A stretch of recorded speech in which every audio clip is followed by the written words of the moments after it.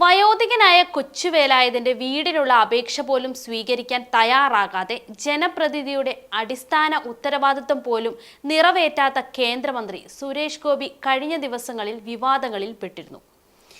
ഈ വിവാദങ്ങൾക്ക് മറുപടിയുമായി എത്തിയിരിക്കുകയാണ് ഇപ്പോൾ വീണ്ടും സുരേഷ് ഗോപി. കൊടുങ്ങല്ലൂരിൽ നടന്ന കലിംഗ വികസന സംവാദത്തിൽ സുരേഷ് ഗോപി പറഞ്ഞത് ജനങ്ങളുടെ വേദനയെ പരിഹസിക്കുന്ന തരത്തിലാണ്.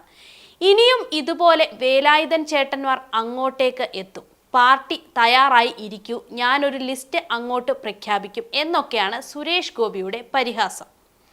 ജനങ്ങളോടുള്ള കരുതലിനേക്കാൾ രാഷ്ട്രീയ വശങ്ങൾക്കാണ് മുൻഗണനയെന്ന് തുറന്നു കാട്ടുന്ന പരാമർശം. ഇത് ഒരു ജനപ്രതിനിധിക്ക് യോജിച്ചതാണോ എന്ന ചോദ്യം ഉയരുകയാണ് ഇപ്പോൾ.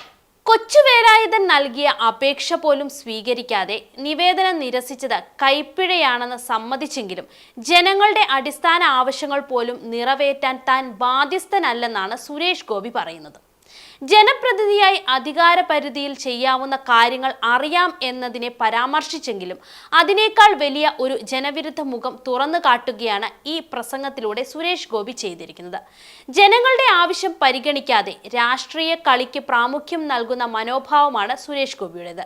മറ്റൊരു പാർട്ടി വീട് നൽകിയതിൽ സന്തോഷമുണ്ടെന്നും ഞാൻ സിസ്റ്റത്തിൽ നിന്ന് പ്രവർത്തിക്കുന്ന ആളാണെന്നും രാഷ്ട്രീയ ഉന്നം വെച്ചുകൊണ്ട് ആണെങ്കിലും അവർക്കൊരു വീട് കിട്ടിയല്ലോ എന്നൊക്കെ സുരേഷ് ഗോപി പറയുമ്പോൾ ഏതൊരു സാധാരണക്കാരനും തോന്നുന്നത് സുരേഷ് ഗോപി ജനങ്ങളുടെ വേദനയെ രാഷ്ട്രീയ പ്രചരണത്തിന് ഉപകാരമാക്കാനുള്ള ശ്രമമാണ് നടത്തുന്നത് എന്ന് തന്നെയാണ്. യഥാർത്ഥത്തിൽ പരിഹാരത്തിന് മുൻതൂക്കം നൽകാതെ ജനങ്ങളുടെ പോരാട്ടങ്ങൾ പോലും രാഷ്ട്രീയ നേട്ടത്തിനായി ഉപയോഗപ്പെടുത്താനുള്ള മനോഭാവമാണ് ഇതിലൂടെ സുരേഷ് ഗോപി കാണിക്കുന്നത്. അധികാരം കയ്യിൽ കിട്ടിയ അന്നു മുതൽ ഇത് തന്നെയാണ് സുരേഷ് ഗോപിയുടെ രീതിയും. വോട്ട് കൊടുത്ത ജനങ്ങൾക്ക് വെറും പുല്ലുവില. ജനങ്ങളുടെ ദുരിതം ഒരു രാഷ്ട്രീയ വിഷയമായി ഉപയോഗപ്പെടുമ്പോൾ അതിൻ്റെ പിന്നിൽ സ്വാർത്ഥ ലാഭം മാത്രമാണുള്ളത് എന്നതിൽ സംശയവുമില്ല. മാധ്യമങ്ങളോട് പ്രതികരിച്ച കൊച്ചുവേലായുധൻ പറഞ്ഞത് വീട് വെക്കാൻ സഹായിക്കാനാണ് പോയത്, വായിക്കാതെ വാങ്ങാതെ മടക്കി വിടുമെന്ന് കരുതിയില്ല. മന്ത്രിയുടെ പെരുമാറ്റത്തെക്കുറിച്ച് അവിടെ തന്നെ മൈക്കിൽ പറയണമെന്ന് വിചാരിച്ചു, പക്ഷേ അതൊന്നും ചെയ്തില്ല എന്നാണ്. കൊച്ചുവേലായുധന്റെ ഈ വാക്കുകൾ സാധാരണ ജനങ്ങൾ ഇന്നും അനുഭവിക്കുന്ന ഭരണഘടനാപരമായ അവഗണനയുടെ തീവ്രതയാണ് നമുക്ക് മനസ്സിലാക്കി തരുന്നത്. കേന്ദ്രമന്ത്രി പോലും ഒരു പ്രായമായ വ്യക്തിയുടെ അപേക്ഷ സ്വീകരിക്കാതെ തിരിച്ച് അയക്കുന്നത് ജനാധിപത്യത്തിന്റെ അടിസ്ഥാനം തന്നെ തകർക്കുകയാണ്. ഒരു ജനപ്രതിനിധിയുടെ കടമ ജനങ്ങളോട് ഉത്തരവാദിത്തം കാണിക്കുകയും അവരുടെ ആവശ്യങ്ങൾ പരിഗണിക്കുകയും ചെയ്യുന്നതാണ്. എന്നാൽ സുരേഷ് ഗോപി പറയുന്നത് ജനങ്ങളുടെ അടിസ്ഥാന ആവശ്യം പോലും ഒരു രാഷ്ട്രീയ കളിയിൽ ഉൾപ്പെടുത്തി പ്രചാരണം നടത്താനുള്ള അവസരമായി കാണുക എന്നതാണ്. ഇത് ജനങ്ങളുടെ വിശ്വാസം തകർക്കുകയും രാഷ്ട്രീയത്തെ സേവനമെന്നതിനു പകരം സ്വാർത്ഥതയുടെ ഉപകരണമായി മാറ്റുകയും ചെയ്യുന്ന സമീപനമാണ്. വീട് എന്നത് ഒരു ആഡംബരമല്ല, ജീവിതാവകാശത്തിന്റെ ഭാഗമാണ്. എന്നാൽ അതിനായി മുന്നോട്ട് വരുന്ന ജനപ്രതിനിധി അപേക്ഷ പോലും സ്വീകരിക്കാതെ ജനങ്ങളുടെ കണ്ണീരിനെ അവഗണിക്കുന്നു.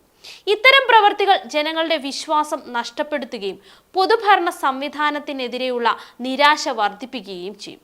ജനങ്ങളോടുള്ള ഉത്തരവാദിത്തം മറന്ന് രാഷ്ട്രീയ ലക്ഷ്യങ്ങൾക്കായി ജനങ്ങളുടെ വേദനയെ ഉപയോഗിക്കുന്ന മനോഭാവം തുടർന്നാൽ ജനാധിപത്യത്തിന്റെ അസ്തിത്വം തന്നെ അവിടെ ചോദ്യം ചെയ്യപ്പെടാം.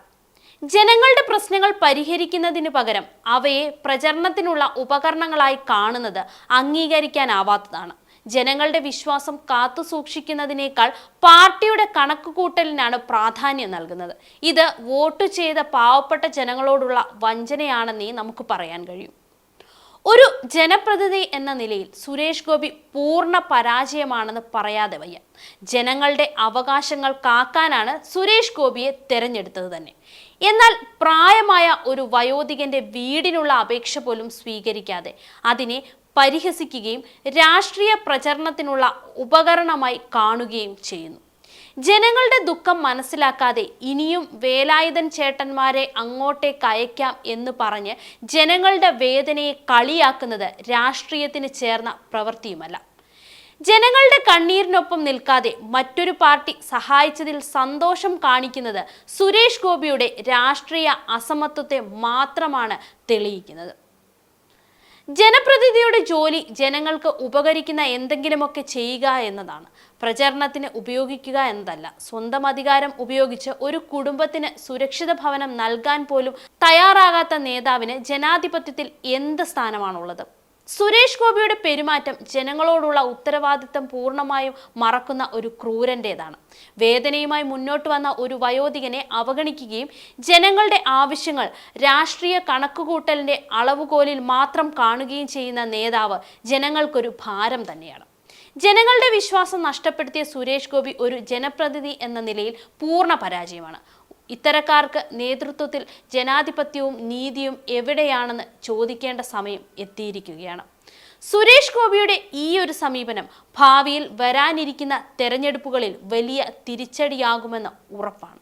ജനങ്ങളുടെ അടിസ്ഥാന ആവശ്യങ്ങൾ പോലും മനസ്സിലാക്കാതെ വേദനയെ പരിഹസിക്കുകയും രാഷ്ട്രീയ നേട്ടത്തിനായി ഉപയോഗിക്കുകയും ചെയ്യുന്ന നേതാവിനെ ജനങ്ങൾ ഇനി എത്ര കാലം സഹിക്കും? ജനങ്ങൾ ഇന്ന് എല്ലാ വിവരങ്ങളും അറിയുന്ന കാലഘട്ടമാണ്. സോഷ്യൽ മീഡിയയിലും പ്രാദേശിക മാധ്യമങ്ങളിലൂടെയും എല്ലാം ഈ സംഭവത്തെക്കുറിച്ചുള്ള വാർത്തകൾ വ്യാപകമായി തന്നെ പ്രചരിക്കുന്നുമുണ്ട്. സ്വന്തം പ്രദേശത്തെ ജനങ്ങൾക്കുള്ള സഹായം പോലും ചെയ്യാതെ ലിസ്റ്റ് പ്രഖ്യാപിക്കും എന്ന പരിഹാസ വാക്കുകൾ ഉപയോഗിച്ച നേതാവിനെ ജനങ്ങൾ വിശ്വസിക്കുമോ? ജനങ്ങളുടെ പ്രശ്നങ്ങൾക്ക് പരിഹാരം നൽകാതെ രാഷ്ട്രീയ വാശിക്കായി ജനങ്ങളുടെ വേദനയെ പ്രചരണ ഉപകരണമാക്കിയ നേതാവിന് ജനപിന്തുണ ഇനി കിട്ടില്ല. വരാനിരിക്കുന്ന തെരഞ്ഞെടുപ്പിൽ ഇത് വലിയ ചർച്ചാ വിഷയമാവുകയും ചെയ്യും. യുവജനങ്ങൾ, വയോധികർ, സാധാരണ ജനങ്ങൾ എല്ലാവരും ഇത് ചോദിക്കും. ഇത്തരമൊരു നേതാവിനെ നമ്മൾ വീണ്ടും തെരഞ്ഞെടുക്കേണ്ടതുണ്ടോ എന്ന്. ജനങ്ങളുടെ കണ്ണീരിനൊപ്പം നിൽക്കുന്നവനാണ് ജനപ്രതിനിധി. അതിനു പകരം ജനങ്ങളുടെ വേദനയെ വിൽക്കുന്നവനെ ജനങ്ങൾ തള്ളിക്കളയും. ഈ സംഭവം സുരേഷ് ഗോപിക്ക് ഒരു രാഷ്ട്രീയ മൂടുപടം മാത്രമല്ല, നേരിട്ട് തെരഞ്ഞെടുപ്പ് തോൽവിയിലേക്ക് നയിക്കുന്ന വഴിയാണ് തുറക്കുക.